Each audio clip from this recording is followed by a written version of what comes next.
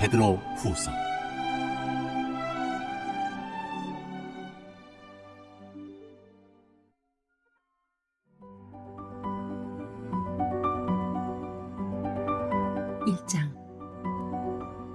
나 시몬 베드로는 예수 그리스도의 종이며 사도입니다. 나는 우리 하나님의 직접적인 돌보심과 우리 하나님과 구주이신 예수 그리스도의 간섭하심에 힘입어 우리처럼 하나님을 경험하여 삶이 변화되고 있는 여러분에게 이 편지를 씁니다. 하나님과 우리 주 예수를 더욱 깊이 경험함으로 은혜와 평화가 여러분에게 임하기를 바랍니다.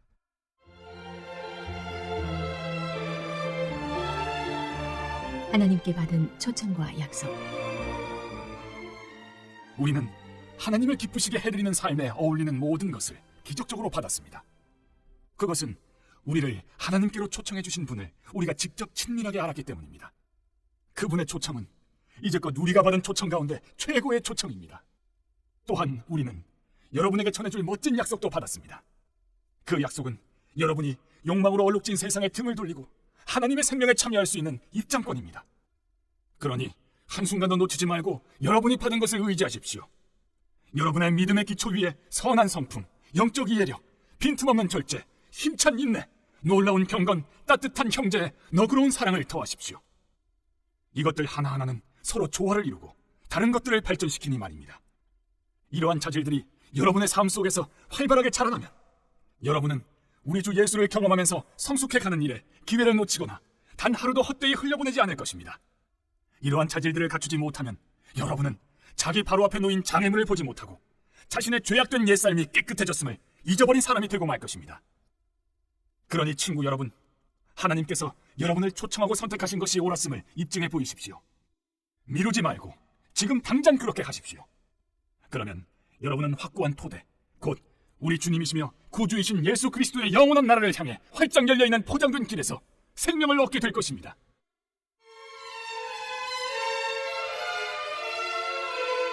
어두운 시절에 만난 한 줄기 빛. 여러분이 이제껏 이 모든 진리를 알고 안팎으로 실천해왔지만 때가 위태로우니 나는 잠시도 멈추지 않고 여러분의 주의를 환기시키려고 합니다. 여러분을 자주 일깨워 방심하지 않게 하는 것, 이것이 내게 주어진 임무입니다. 나는 살아있는 동안 이 일에 충실할 것입니다. 주님께서 분명하게 일러주신 대로 나는 조만간 내가 죽게 되리라는 것을 압니다. 내가 특별히 바라는 것은 여러분이 이 모든 것을 문서화했으면 하는 것입니다. 내가 이 세상을 떠난 뒤에도 여러분이 언제든지 찾아볼 수 있게 말입니다. 여러분도 알다시피 우리가 우리 주 예수 그리스도의 강력한 재림과 관련된 사실을 여러분에게 제시할 때 별에게 빌고 한 것이 아니었습니다. 우리는 이미 그 일을 미리 보았습니다. 하나님 아버지께로부터 빛을 받아 찬란하게 빛나는 예수를 우리 두 눈으로 똑똑히 보았습니다. 그때 장엄하고 영광스러운 분께서 이렇게 말씀하셨습니다. 이는 내가 사랑으로 구별한 내 아들, 내 모든 기쁨의 근원이다. 우리는 거룩한 산에서 그분과 함께 있었습니다. 하늘로부터 들려오는 음성을 우리의 두 귀로 똑똑히 들었습니다. 우리는 우리가 보고 들은 것을 확신합니다. 그것은 하나님의 영광, 하나님의 음성이었습니다. 예언의 말씀이 우리에게 확증되었습니다. 여러분도 그 말씀에 주의를 집중해야 합니다. 그것은 여러분의 어두운 시절, 곧 여러분의 마음속에 새벽이 와서 새벽별이 떠오르기를 기다리던 시절에 여러분이 만난 한 줄기 빛입니다. 여기서 꼭 명심해야 할 것이 있습니다. 성경의 예언은 사적인 의견을 제시한 것이 아닙니다. 왜 그렇습니까? 예언은 사람의 마음에서 꾸며낸 것이 아니기 때문입니다. 예언은 성령께서 사람들을 격려하여 하나님의 말씀을 전하게 할 때 생겨난 것입니다.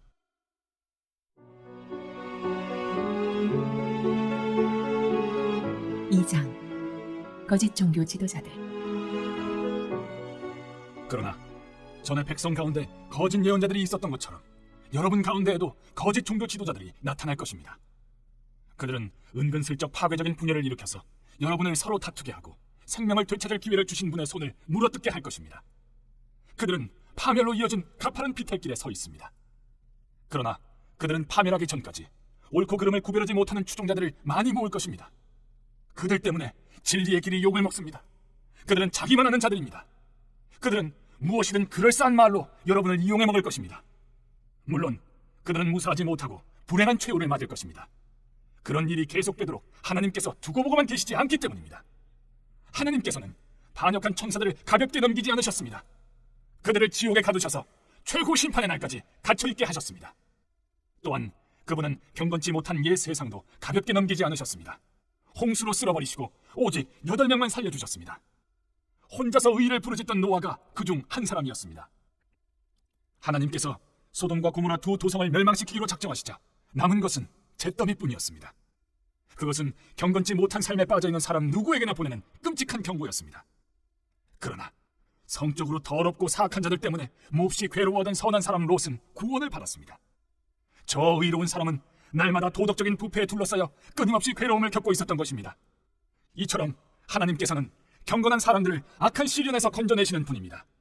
또한 그분은 사악한 자들의 발을 최후 심판의 날까지 불 속에 붙들어 두시는 분입니다. 먹이를 찾아 어슬렁거리는 약탈자들.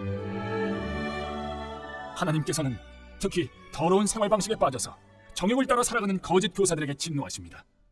그들은 참된 권위를 멸시하고 간섭받기를 싫어합니다. 그들은 거만하고 자기만 아는 자들이어서 피조물 가운데 가장 빛나는 이들마저 서슴없이 헐뜯습니다. 모든 면에서 그들보다 뛰어난 천사들조차도 그런 식으로 거만하게 굴거나 하나님 앞에서 다른 이들을 헐뜯을 생각을 하지 않습니다. 이들은 광야에서 태어난 사나운 짐승이며 먹이를 찾아 어슬렁거리는 약탈자에 불과합니다. 그들은 무식한 독설로 남을 파멸시키지만 바로 그 행위로 자신들도 파멸당하고 결국에는 패배자가 되고 말 것입니다. 그들의 악행이 부메랑이 되어 그들에게 돌아갈 것입니다. 그들은 난잡한 파티를 즐기고 환한 대낮에도 흥청망청 쾌락에 빠진 비루한 자들입니다. 그들은 간음을 일삼고 죄짓기를 밥 먹듯 하며 연약한 영혼을 만날 때마다 유혹합니다. 탐욕이 그들의 전공입니다. 그들은 그 방면의 전문가들입니다. 죽은 영혼들입니다. 그들은 큰 길에서 벗어나 방향을 잃었고 부올의 아들 발람의 길을 따랐습니다. 발람은 예언자이면서도 불의한 이득을 취하여 악의 전문가가 되고 말았습니다. 그는 제멋대로 길을 가다가 제지당했습니다. 말 못하는 짐승이 인간의 목소리로 말해서 그 예언자의 미친 행동을 막은 것입니다. 그들에게는 아무것도 없습니다. 그들은 바싹 마른 샘이며 폭풍에 흩어지는 구름입니다. 그들은 지옥의 블랙홀을 향해 나아갑니다. 그들은 허풍이 잔뜩 들어 잘난 체하며 큰 소리치지만 아주 위험한 자들입니다. 그릇된 생활에서 막 벗어난 사람들이 그들의 상표인 유혹에 가장 쉽게 넘어갑니다. 그들은 이 새내기들에게 자유를 약속하지만 정작 자신들은 부패의 종입니다. 그들이 부패에 빠져있다면 실제로 그러합니다. 부패의 종노릇을 하게 되기 때문입니다. 그들이 우리 주님이시며 구주이신 예수 그리스도를 경험함으로써 죄의 구렁에서 벗어났다가 다시 예전 삶으로 되돌아가면 그 사람의 상태는 전보다 더 나빠질 것입니다. 떠났다가 되돌아가서 자기가 경험했던 것과 거룩한 계명을 거부하느니 차라리 하나님께로 난 고든 길에 들어서지 않는 편이 더 나았을 것입니다.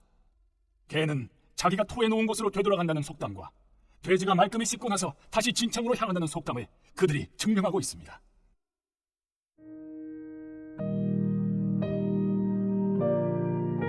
(3장) 마지막 때. 사랑하는 친구 여러분, 이 편지는 내가 여러분에게 두 번째로 쓰는 편지입니다. 나는 이 두 편지를 통해 여러분이 마음을 빼앗기지 않도록 여러분을 일깨우고자 합니다. 거룩한 예언자들의 말과 여러분의 사도들이 전해준 우리 주님이신 구주의 계명을 명심하십시오. 무엇보다 이것을 알아두십시오. 마지막 때에 조롱하는 자들이 나타나서 전성기를 누릴 것입니다. 그들은 모든 것을 자기들의 보잘것없는 감정 수준으로 끌어내려 그분께서 다시 오겠다고 약속했는데 어찌 된 거요?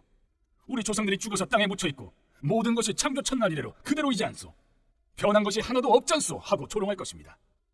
그러나 그들이 쉽게 잊어버리는 사실이 있습니다. 모든 천체와 이 지구가 오래전 하나님의 말씀을 통해 물로 덮인 혼돈에서 생겨났다는 것입니다. 그런 다음 하나님의 말씀이 다시 홍수로 혼돈을 일으켜 세상을 파멸시켰습니다. 지금 있는 천체와 지구는 마지막 불심판 때 쓰일 연료입니다. 하나님께서 다시 말씀하실 준비를 하고 계십니다. 하나님을 모독하는 회의론자들을 심판하고 멸망시키겠다는 신호를 보내고 계신 것입니다.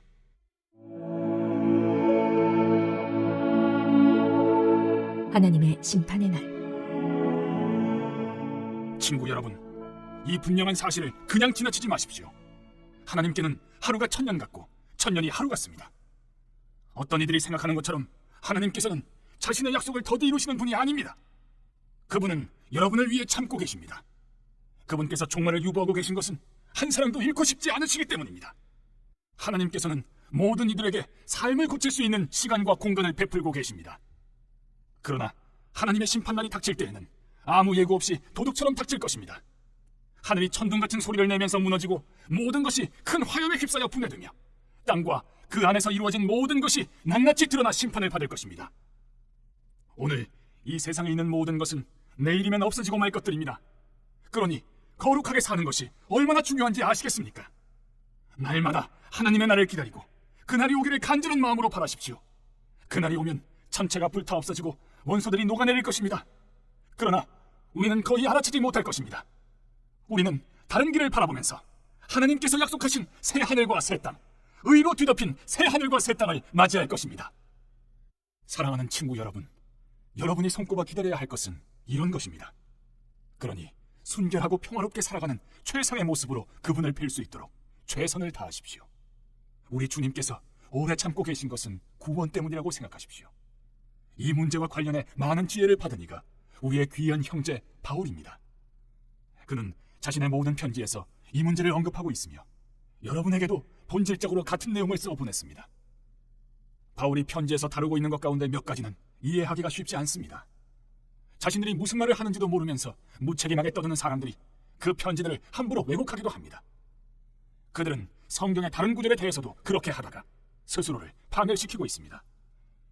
그러나 친구 여러분, 여러분은 이미 훈계를 잘 받았습니다.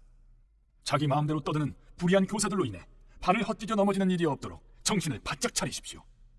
우리 주님이시며 구주이신 예수 그리스도의 은혜와 그분을 아는 지식 안에서 자라가십시오. 영광이 이제부터 영원토록 주님께 있기를 바랍니다. 아멘.